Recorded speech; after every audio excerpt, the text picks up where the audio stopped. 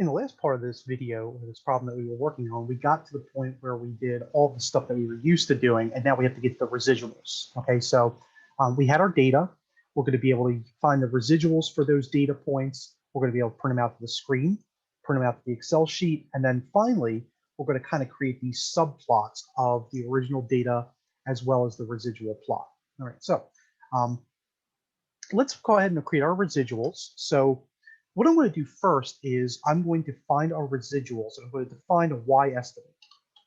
So I'm going to make a row vector y estimate, and all I'm going to do is I'm just going to substitute back in for x, and I'm going to take the original temperature, and I'm just going to plug that in for x. So I'm going to get a vector that produces all of the predicted y values. All right, so we're going to say y estimate is going to be equal to p1 times, or dot times, the temp plus p2. All right, so that's our y estimate. And then remember, residual is going to be equal to our y actual, which is the percent, minus the y estimate, or the y predicted. All right. And I'm just going to go ahead and leave this both of these unsuppressed and run it so that we can kind of see what we're going to get out of this. Or hopefully we get out of it. And it might just take a moment, probably because it's reading. So these are the approximated values. Okay, these are all values that are on the least squares line, right? This is the difference between what's on the line, okay, and also what is the actual data, right? None of these are actually all that big, all right, which is good. Some of them, which are positive, are above the line.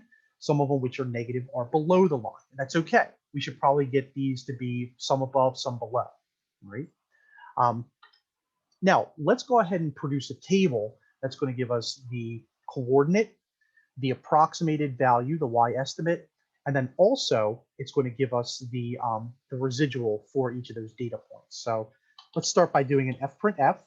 And you might recall that in the problem that we were asked to do, we give a point, a y estimate, and a residual.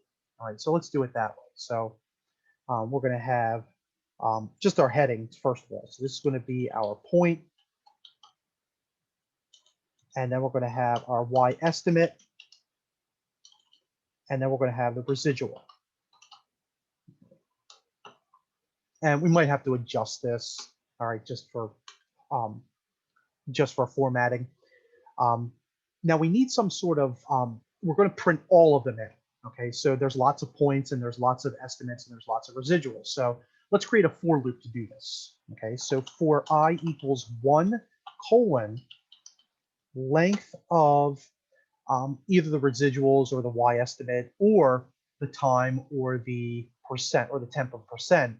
It doesn't really matter. They're all the same length because there's only one coordinate. There's only one estimate for each coordinate. There's only one residual for each coordinate. So I'll just call it for I equals 1 colon length comma residuals. And that basically says that we're just going to take each of the indexes from 1 to the residuals, and we're going to do an fprintf, and we're going to print, first of all, %f, comma %f, right? So this is the coordinate pair right here in floating point.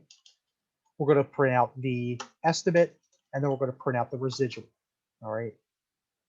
And we'll do a backslash. And so this is going to be temperature I. So this is the ith element in the for loop of the temperature. We have the percent I. So this is the index in the percent. We have the y estimate I. And then finally, we are going to have the residuals I. All right, now I'm just going to run this after I close this out and then hit end. Of course, we're probably going to have to format this unless we got really, really lucky. So let's see what happens here. I probably shouldn't have bumped that over. All right, but so this is our table. And other than it looking a little bit messed up just because of, you know, the floating point stuff. So let's just back this guy up. And Let's see if I bump that over a few, bump this over several. Let's run it again. Might have to do this just 2 or 3 per time. So be patient with me as I do this, but got really, really lucky. Let's just bump y estimate over 1 and residual over 1. All right, there we go. That's pretty good. All right, so somebody looking at this can clearly see that the ordered pair, 200, 7.5, has an estimated value on the least squares line of 7.223.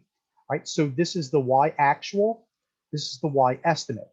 And then if we subtract those, so 7.5 minus 7.223.299 is going to give us this residual. All right, so that's our table. Okay, so pretty cool. Now we're going to do the residual plot. All right, so that was part F. We found the residuals. We have to print it to the Excel sheet. So let's do that. All right, so now what we're going to do is we are going to, first of all, define a variable header, because we're going to print this into the Excel sheet as the header. So, and remember, you have to use the brackets like a set. So we're going to have the original temperature, right? So we go back up, and remember the variables were temperature and percent. So we have our temperature, our percent, and then we have our y estimate, right? So we're just printing this exact same thing right here into Excel. I'm printing each of the points back into 2 separate columns, right? So percent, and then we have our y estimate. In fact, I'm going to get rid of this hyphen because sometimes computer programming languages don't like special characters. And then residual. And close that out. Okay, so that's our header. And now what we're going to do is we're going to XLS write. So remember this function from a while ago. We're going to write it into inlong.xls. And what we're going to do is we're going to start by writing the header in there. We're going to write it onto sheet 2. All right, so notice right here it's asking what sheet 2. And let's start at cell A1. And notice you have to put the cell in the accents. All right, so I'm just going to do that. And then we can get the rest of it as we go along. So I'm going to run this. It might take a moment because now we're writing, but at least it's doing it, or at least we think it is. And I do have to suppress these, by the way, in the program. Not that it matters that much. Okay, so I'm going to do that now before I forget. And now let's just go ahead and open this. It gave us a warning, by the way, and that's okay. It just added a specific worksheet, which is good because that means it actually did at least one of the commands correctly. I'm going to open this outside of MATLAB. All right, so when you do open it, don't open it inside MATLAB. It kind of looks pretty bad. All right, sorry, can't open. Okay, so I'm going to close this. This was the original one. I'm just going to close that out. So let me try opening this again outside of MATLAB. And it's going to take us directly to sheet 2, I believe.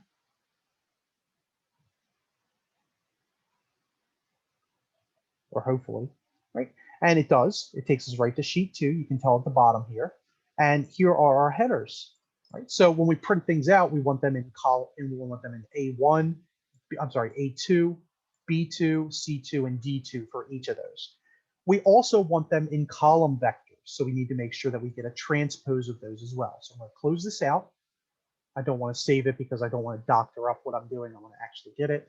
So I'm going to do 4 more XLS write statements. All right, so now this time I'm just going to write the temperature prime, and I'm going to start at A2.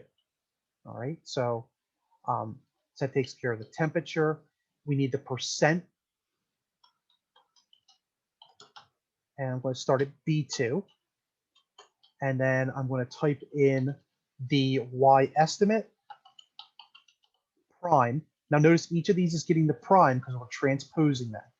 This is going to start in C2, and then finally in D2, we are going to have the residuals. All right, and let's just run this. By the way, when we run it, it shouldn't have this warning anymore because we've already gone through and we've executed it and we've added the specific worksheet. So we're going to run it.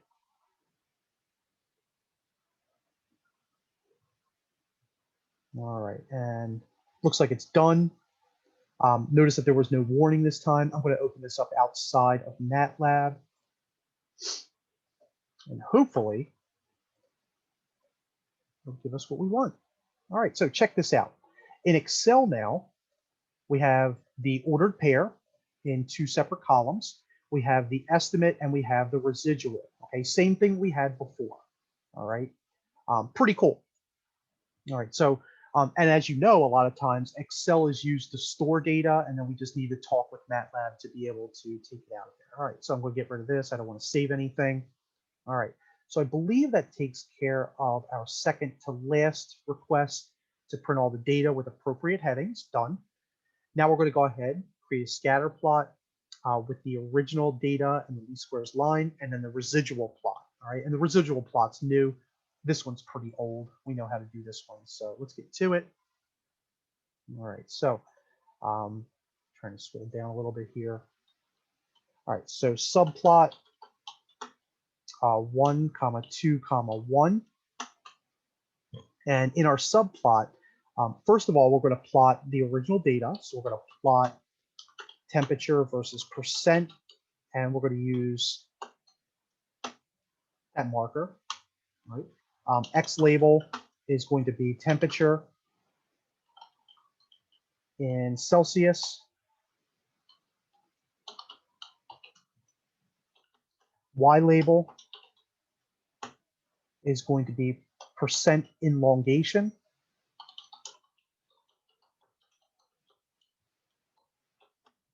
And then our title is going to be temperature versus percent elongation of electrical components. All right, I spelled that all right. It might not fit in there, might be too long. All right, now the other thing we have to do is we actually have to plot the least squares line on there. All right, but the good news is we have the least squares line all the way up here somewhere. So let's do this. Let's define x2 because we're going to plot this on the graph. So x2 is going to be the minimum of the temperature. So let's say the minimum of the temperature in increments of 0.01. It's going to go up to the max of the temperature. And we're going to say that y2 is going to be equal to, remember, p1 times x2 this time, probably dot times just case, plus p2. All right, so this is our equation of our least squares line, and x is the domain of the temperature. So let's just do a hold on here. And we are going to plot x1 versus y, or x2 comma y2. And we're going to hold off. All right, now that's our first subplot. So let's just run this, make sure we're all good. We didn't make any syntax errors. And by we, I mean me, because you aren't going to make any syntax errors. And again, it's still thinking. You can see at the top with the pause. And there we go. All right. Notice that some of the points are really close to the least squares line, like right here, right here. Some of them are further away, like this guy right here, this guy up here, some of them down here. So that's why we need the residual plot, is to be able to see how far they really are. All right, so here's what we're going to do now.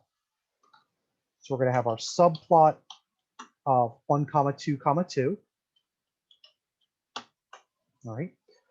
This time, we are going to plot the temperature versus the residuals this time. And so that's our residual plot, right? And I'm just going to copy these down. And in our X label, we're going to have the same X, but the y now is going to be the residual. And remember, the residual is the error between predicted and actual. Okay, so for those of you that have never worked with the residuals before, just trying to make sure that we understand what we have here. And then we're going to have the residual plot.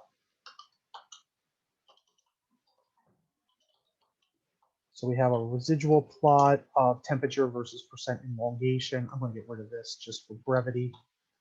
All right. And let's get rid of this. And I'm going to show you one other thing to make this a little bit easier as we go along, or to make it a little bit more descript. So I'm going to run this, and we're going to get a pretty nice residual plot out of this, provided that I did everything else right. All right, but it'd be really nice if there was some sort of benchmark. All right, because if we're looking at this picture, notice that 0 is a little bit skewed. All right, and so it's a little bit of an optical illusion, because we might think that like right here is the benchmark, or from 0, when in fact right here it is. All right, and remember, MATLAB sometimes just comes up with its own domain. So one of two things: we could make our own domain, or we could put in like this line y equals 0. All right, so here's what I'm going to do. I'm going to define one more time. Let's say x3. I'm going to define this as x3. And let's say y3, and this is really easy to do. We're going to say it's going to be equal to 0 dot times x3. So we really just want the line y equals 0, right? So we go to our plot. We really just want the horizontal line y equals 0 going through here. That's cool. All right. So now we can go through. We can do a hold on. So just a trick that I thought of how to do this. So we're going to do a hold on, and then we're going to plot x3 comma y3, and I'm going to use 2 hyphens here as my marker. All right, so 0 is going to be for the plots, and then this is going to be for like that benchmark line of y equals 0, and then we're going to hold off. All right, so this should be our last thing that we do, and then we can do a comparison. All right, so here's all the stuff that we had before. It's writing to the file, which is nice, and then here's our plot, and now it has a really nice benchmark line. Okay, notice these points right here are really far away, and not really far, but conceptually they're pretty far. So this point right here is 350 on the x. Let's go over to the other graph and look at 350 on the x. Well, it's right here, and that's saying that this is pretty far away from our least squares line. So this is a pretty big distance. Okay, so that's what we're actually showing is the distance from the least squares line. And so it's the next point, which is 375. Right here is 375. This guy right here is probably the closest point right here, 575. So if I go up to 575, I'll check that out. That's almost on the least squares line. All right, so this plot, if you want to check to make sure it's right, just go down and highlight one of the furthest points in this case, and it should bring up what the value is. In this case, it's 350. Go over here to 350, and you'll see that it's pretty far away. If you wanted to, you could still plot those points on here and designate them with something else. Okay, so for instance, we know that the point 350, we could just plug that back in, and we can make it a diamond if we wanted to plot it on the same graph. Right? So that's basically what we can do with our residuals, is to be able to use this residual plot, see if anything's far away from this benchmark line. If it is, it might be a suspect point, but in reality, look, we're dealing with hundreds right here, and we've got tenths that are residuals. So in fact, and because the correlation coefficient is 0.9999 something, it's really a skewed sort of look here. So in reality, in this example, the residual plot really isn't going to tell us much because all the points are really close. But if, let's say, for some reason we made an error, all right, so let me close this and show an example where the residual plot might be helpful. Let's say in the original data, for some reason, and I have to go back in here and open this. This is where the residual will be helpful, all right? let's say over here, instead of 7.5 in the original data, I typed 17.5. All right. And let's say that it wasn't a small data set. All right. Let's say it was a really small data set. All right. And I'm going to save this. So I am doctoring it up this time. Let me run this now. We're going to get completely different results now, by the way, because I changed that one. All right. Now notice this residual is huge. Okay. And then also notice that the equation of the least squares line is completely skewed. It's not even linear anymore. All right. And now the data seems to be really far away. In fact, right here, check this out. That's that residual. That's that point that's the furthest away. And that means it's a suspect point. Look how far away it is compared to the other ones. All right. So that means that somebody's going to go back into the file. They're going to open it. And they're going to take a look. And they're going to be like, oh boy, I betcha somebody just accidentally typed 17 instead of 7. All right, so we can go ahead and change that back. We can run the program one last time, and mercifully we'll be done with this. All right, and our residual goes back to normal. Well, I wouldn't say normal, but back to what it originally was.